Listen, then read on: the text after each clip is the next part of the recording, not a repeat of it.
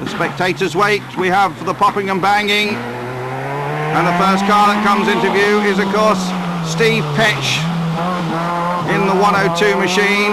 Petch, even a bit of tyre smoke as he accelerates. Most recently driven by Ian Gwynn to win the Silverstone Rally Sprint Series. 108 Guy Robinson with Hugh Lewis co-driving him this time in the one-stop rally sport. Some fireworks from him. 103 Anthony Eaton and his Escort. Anthony, who went well in the opening round of the Mintek. Let's hope Robert can keep it on the road. The ex-McKinstry car there. 112 is Dennis Parry and Hugh Lewis in their Peugeot 205. 115 Chris Blake in his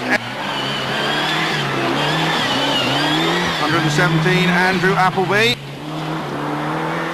The big Ford Oval. On 139 Bob Francis and Barry Green. Steve Petch running number 1 on the road, the Subaru dealer, sponsored by the French company Etel.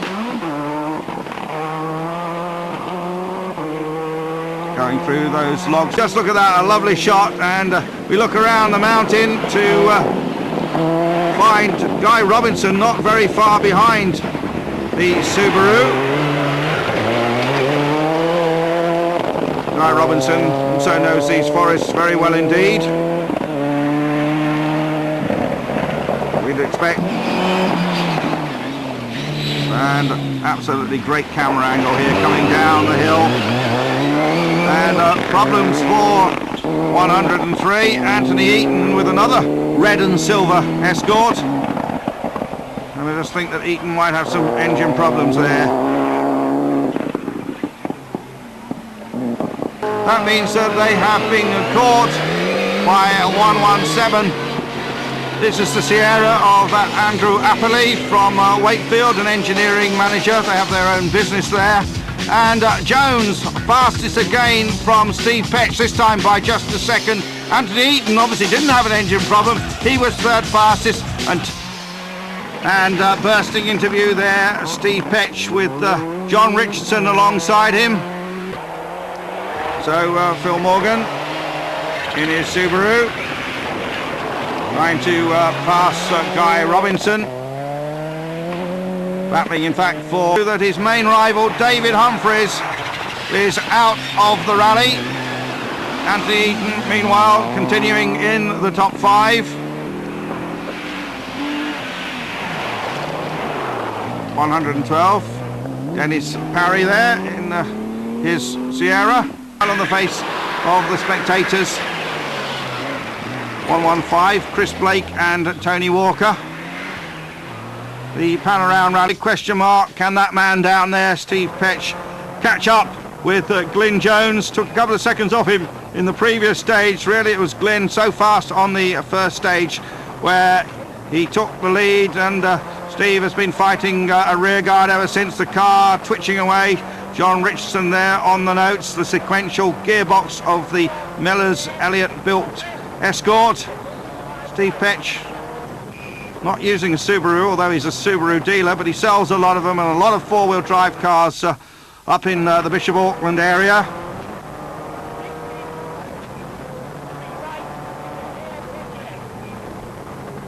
And I've no doubt that Steve and John will be analysing these onboard tapes, and they'll see that they went straight on there, and having to fire the engine up again, and getting a reverse in a sequential box is never easy.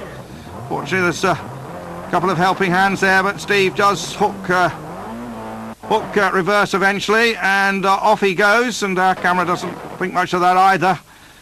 And Steve Petch losing perhaps 20 seconds there, and maybe at that very point any chance of winning this rally has gone.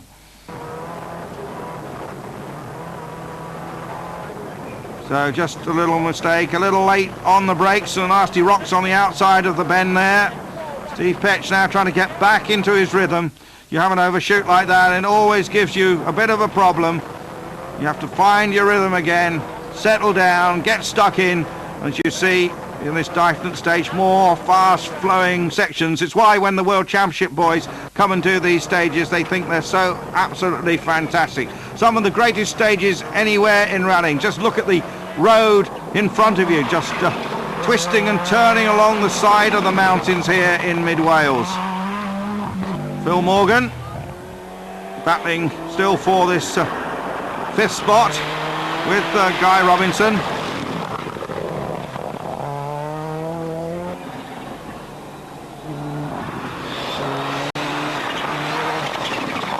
The 103 car of Anthony Eaton, the 40-year-old garage proprietor from North Allerton, and you see there Glyn Jones taking the big patch out of Petch. Morgan third fastest on that particular stage into servicing, and a little bit of a top up of the oil here for the Anthony Eaton car, and we can find out how Anthony Eaton is getting on. Anthony, you must be pleased with 4th place? Yes, pretty pleased with that at the moment, considering the opposition, if you like, and the local people as well, so the local guys doing it. So yeah, okay with 4th at the moment.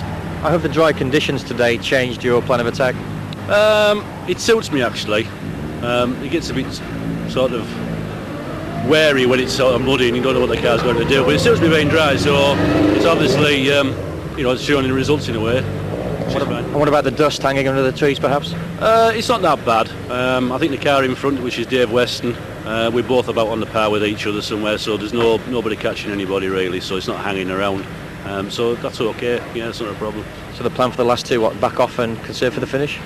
I don't know. It's devil and deep blue sea thing, isn't it? You know, you need to. I need to attack. Really, I need to keep the 4th if we can, because I think it's Guy Robinson behind. He isn't that far, so and Dave Weston's not that far in front. So we'll just. I think we'll just carry on as we've been doing all day and see what happens. Steve, you pulled 2 seconds back in stage 3, but a problem there in stage 4. Yeah, stage 4 we had a bit of a minor collision with a log pile, which lost us a bit of time. We overshot a hairpin, and that lost us a load of time because we had to stop, find reverse gear and move back. So we lost about 20 odd seconds on that, so we're just going to have to push a bit harder. Are you impressed, John, by the pace of Glyn Jones today? Yes, I am, I've got to say. Obviously he's going really well, but he's more at home here. He's more familiar with the forest than we are, and I think we've got one eye on the championship as well as just today's rally, so that might make a difference for us. Is it possible, do you think, with 2 to go to get that time back? Well, I've got to go back to the Colquitt when we were 27 seconds in the lead, going into the last 2 stages, and then we ended up second by 7, so it's not over till it's over. Marshals are at the ready, always blowing their whistles, and here is Steve Petch. He knows that on this stage, if he has any chance of victory, he really has to go for it.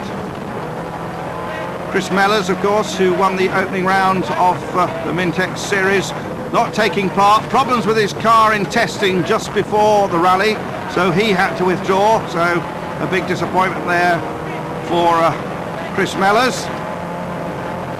Steve Petch finishing second in the opening round, so it looks as if it might be a pair of seconds for him, which of course will put him at the top of the Mintex Championship.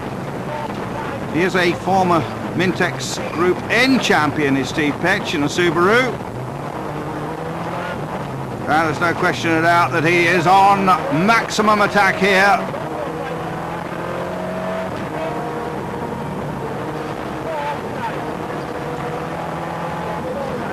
The Escort WRC certainly pumping out its 300 brake horsepower. Up the side of the ridge here goes Steve Petch.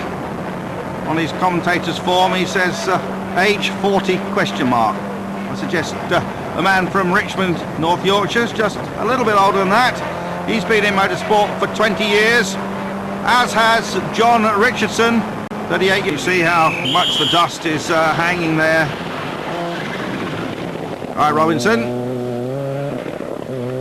That car has done a lot of hard work over the years, but it still goes very well indeed. The one-stop third overall on the Snowman last year. Anthony Eaton again going through in the auto test back machine. In 9th place, number 112, Dennis Parry and Hugh Lewis. Yes, dropping to 6th place, Guy Robinson and Hugh Lewis. Finishing 4th, 103, Anthony Eaton. In 2nd place, no, he didn't quite make it. 2 stage fastest times for Steve Petch and John Richardson.